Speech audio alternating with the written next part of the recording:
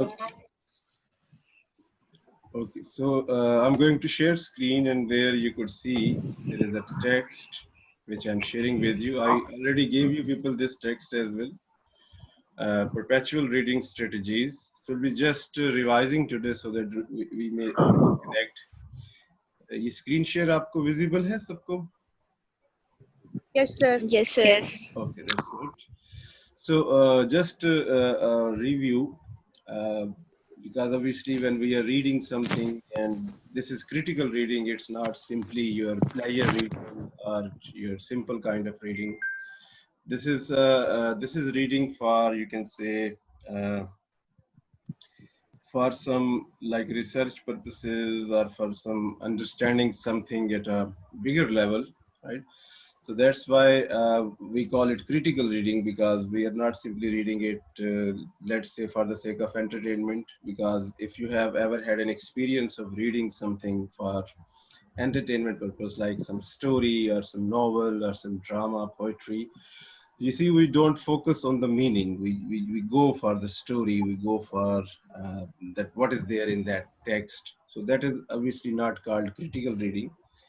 And while you are researching for something, while you're trying to understand the hidden meaning, or you are trying to make something more concrete, so you go for this reading, which we call as critical reading, right? So general reading strategies, you might have obviously read these things in your previous course semesters as well.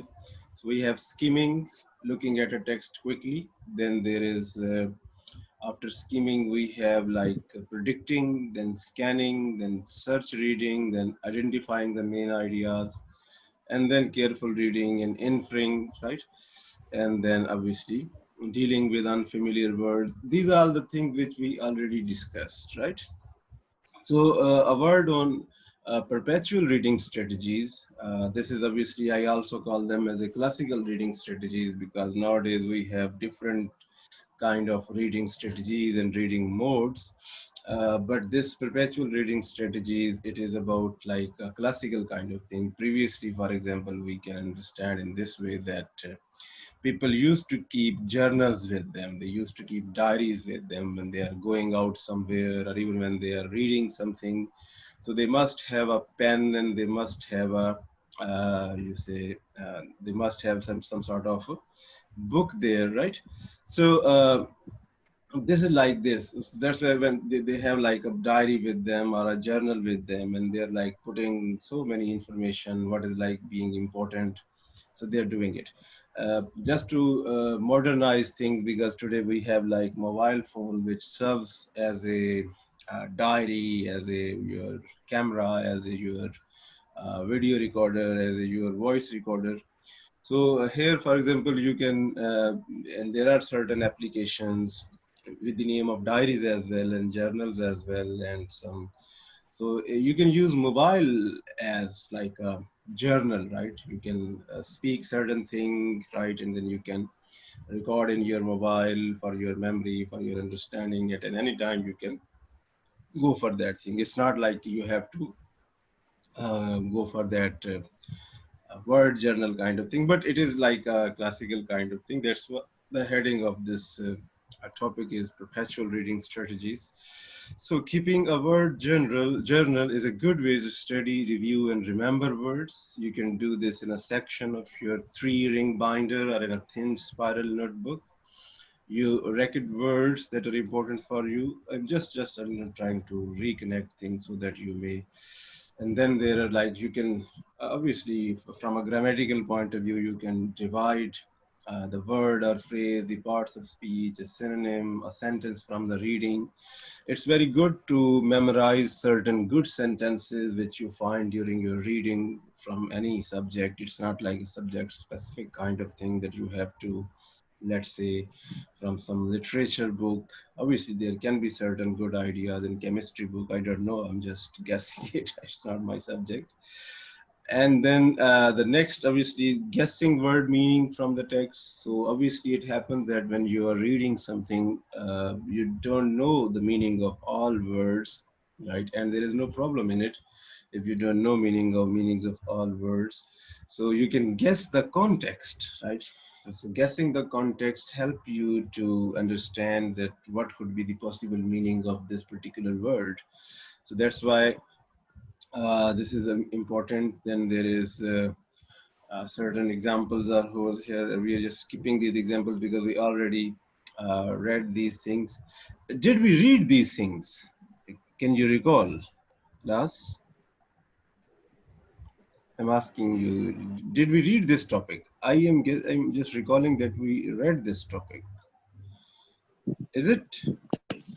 नहीं No, पढ़ा. sir. No? Okay. No. Okay, then sir last lecture लिया नहीं था तो मेरे ख्याल से शायद पढ़ लिया होगा क्योंकि लास्ट तक तो पढ़ लिया था हमने. Okay. So Alishma? okay, हाँ. let's see. All right. So we're now going to task, and then in task we'll be like revising things, and obviously we will understand. So for example, there are some reading strategies that while you're reading something, right? So how, for example, those strategies which we have just discussed, that how, for example, they can help you. So read the sentences below, and what can you guess about the underlined words and phrases? Write definition for the words. If you're not sure about the exact meaning, don't use a dictionary. For example, so there is this exercise, and the first sentence is, in American society, the nuclear family is the unit that regularly eats together. Supposedly, this there is two words. Obviously, we call it a phrase that it is underlined, and then there is this that nuclear family. So, do you get some idea that what could be the possible meaning of this phrase, nuclear family? Anyone? I want you to guess it. What's the meaning of these two words, nuclear family, this phrase?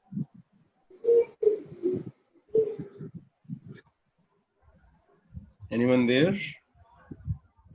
Family, obviously, it is very much clear. Obviously, we know this word. It's a very simple word. So there is a word added into its description, and that word is nuclear, right? So what could be the possible meaning of the word nuclear?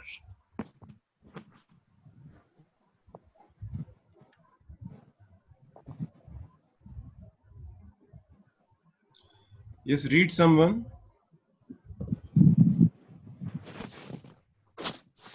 Do we have Zishan today in the class? The CR. Is absent?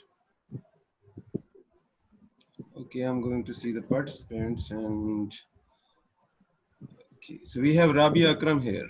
Yes, Rabia Akram, would you like to tell me what could be the possible meaning of this word nuclear family? Laiba Khalid? I think the nuclear family means a high rank family or a high standard family. What kind of family? High standard? पहले क्या word बोला आपने? So high rank or high standard.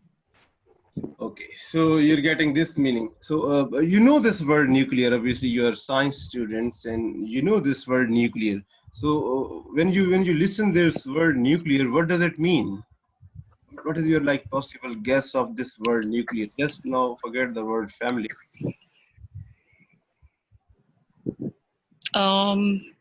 मतलब positive side पे इसका मतलब क्या है? Like positive हो या any kind of meaning, any kind of meaning. I don't mind positive or negative.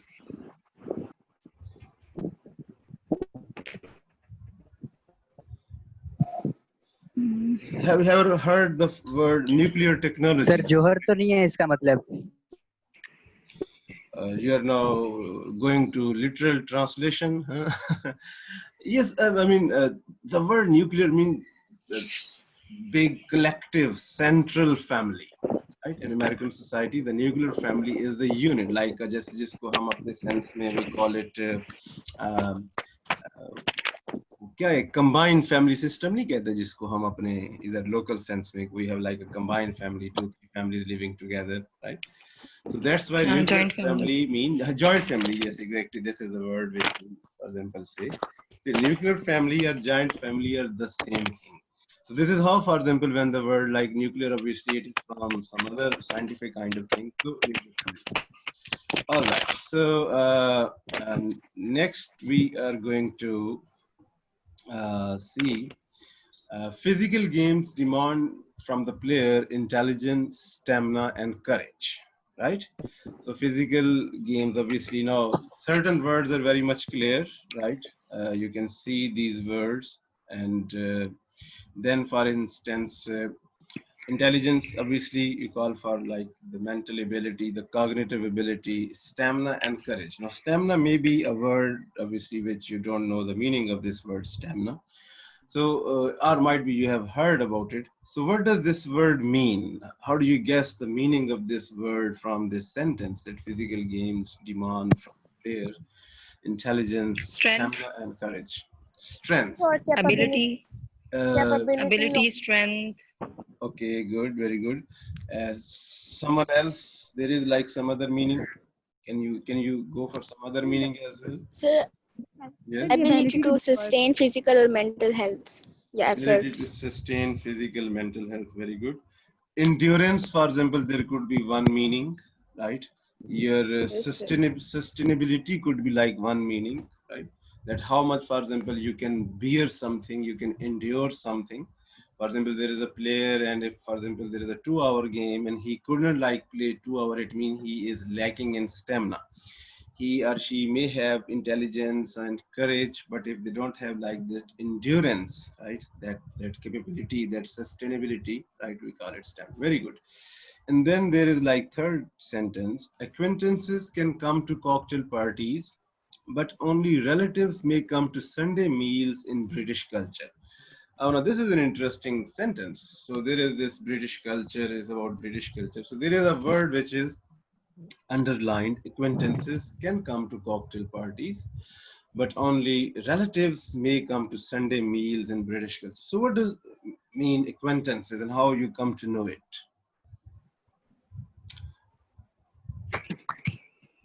Hmm. Relatives, yeah, जान पहचान वाले लोग, non people So who know each obviously, other or friends. yes. outsiders.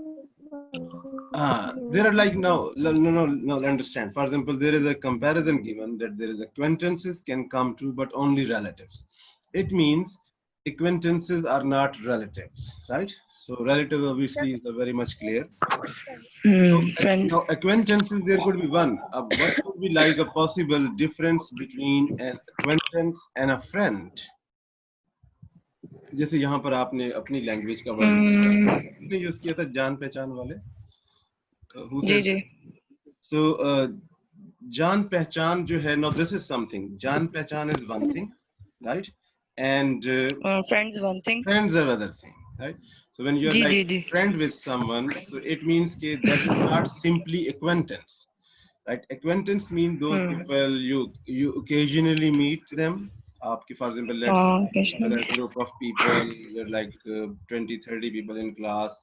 Someone of you could be your friend, someone could be your best friend, another could be like acquaintance. हाँ वो हमारा जानने वाला है, दूर का परे का, something like that. So now this is like this. It's like we compare words with other words and we try to make a guess. So acquaintance can come to cocktail parties, right? Cocktail parties are some certain drink parties, and but only relatives may come to Sunday meals in British culture.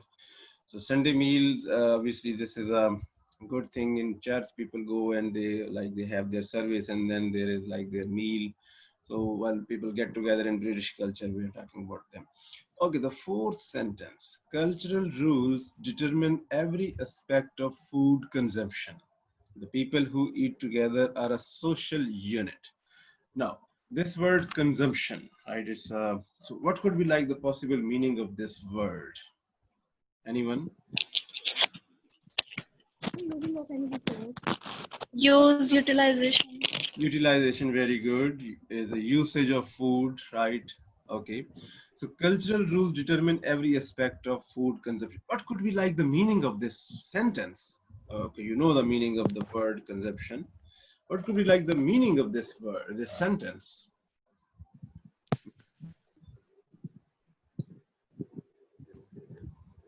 What could be the meaning of this sentence? Yes, anyone? We have Nazia here. Nazia, are you there? Are you sleeping yet? Adnan? We have Mark Zuckerberg as well. Who is Mark Zuckerberg? Speak of this. Who is he?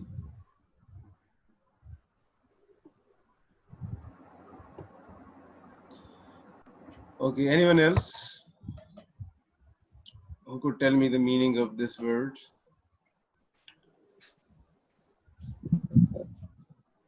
No one? ये ना आप receive करें IPCC project in charge ये पूरे इनके district Bhagalpur में एक ही serious No, there's something else going on. Anyway, okay. So the cultural rules determine every aspect of food consumption. So you could see that. Okay.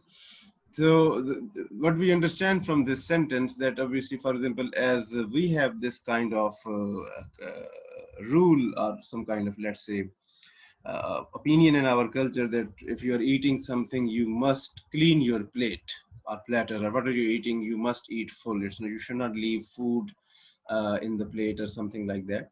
So this is how like things work in different cultures. In some cultures, it is considered that you must spare some food in your platter so that your servants or other people may also eat. So these are kind of things. So that's why there are different cultural rules. People who eat together are a social units. Okay, the next sentence, only tidbits and snacks, finger foods are served at a cocktail party, right?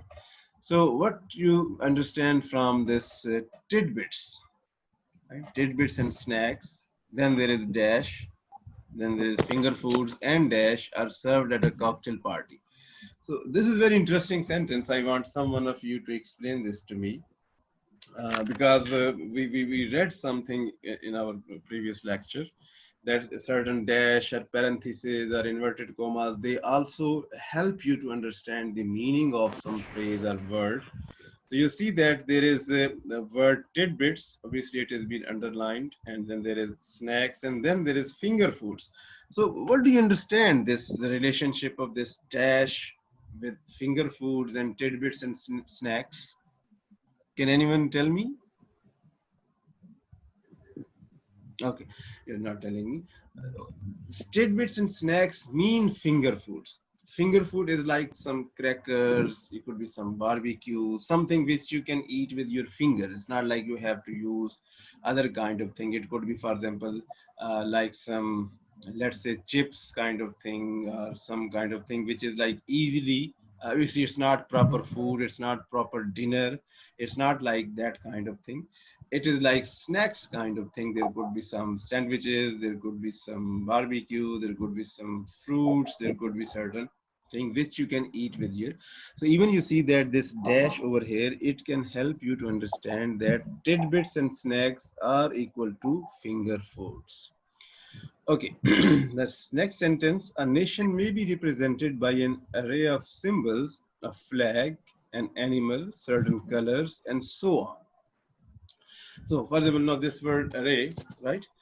Symbols, and then we have this flag and animal and certain colors and etc. etc. So what did you understand by this word array?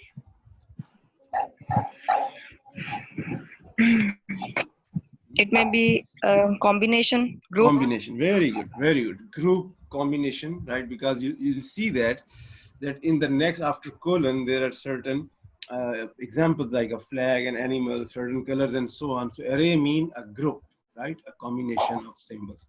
Very good. Now we have, like, after writing the definitions, compare your answers with a part.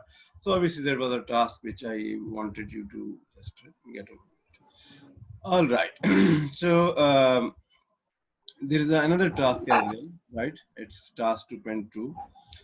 Read the sentences below and try to guess the meanings of the underlined words. Circle the part of speech, that's verb, noun, or adjective, Then write your guess. If you are very unsure of your guess, check a dictionary to see if your guess was close. So obviously this is here you can use dictionary here. You see that these are sentences, and first of all there are like two kind of things that you have to understand, you guess rather the meaning of the underlined word, and then you have to tell as well that this word which is underlined, it belongs to which part of speech. There are 8 parts of speech, and nouns and verbs and adjectives and adverbs and prepositions. So all these are kind of things. So this particular exercise I'm giving you for your homework, right? So tomorrow when we'll be having our another session, right? So I would like that you should solve this